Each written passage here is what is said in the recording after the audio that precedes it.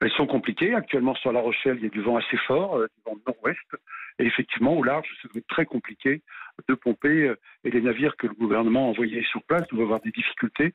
Heureusement, il semblerait que ça s'arrange pour la nuit prochaine et demain. Est-ce que justement ces navires de dépollution qui ont été envoyés sur zone peuvent agir en amont véritablement pour, j'ai envie de dire, limiter les dégâts?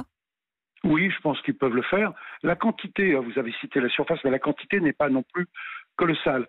Nous avons souffert très violemment, il y a maintenant 20 ans, avec l'Erika, qui était un pétrolier, qui a lâché 30 000 tonnes de carburant au large de nos côtes. Là, c'est plus loin, c'est une quantité de 2200 tonnes.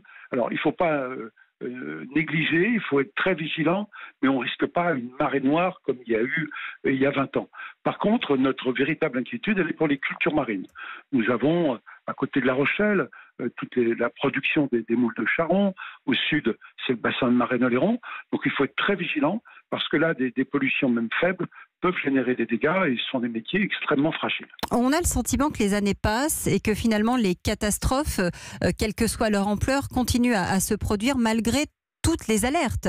Est-ce qu'il y a véritablement quelque chose à faire en matière de transport maritime aujourd'hui? Bien sûr qu'il y a des choses à faire.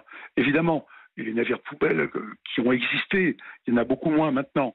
Là, vous avez un trafic maritime qui est important dans le monde. Il y a quand même moins d'incidents. Des affaires comme la Moco Cadiz ne pourraient plus se reproduire et l'Erika non plus. Donc je pense qu'on a fait des progrès. D'ailleurs, je voudrais saluer le rôle des sauveteurs, puisqu'ils ont réussi à récupérer tout l'équipage, qui est pourtant c'est loin, on est à la limite de portée des hélicoptères. Donc il y a eu un travail qui a été fait de récupération des équipages, il faut vraiment saluer tous les sauveteurs. Et puis, le système de pompage au large, à l'époque, ça n'existait pas. Donc, si les conditions météo s'améliorent, je pense qu'on va pouvoir en retirer une grande quantité.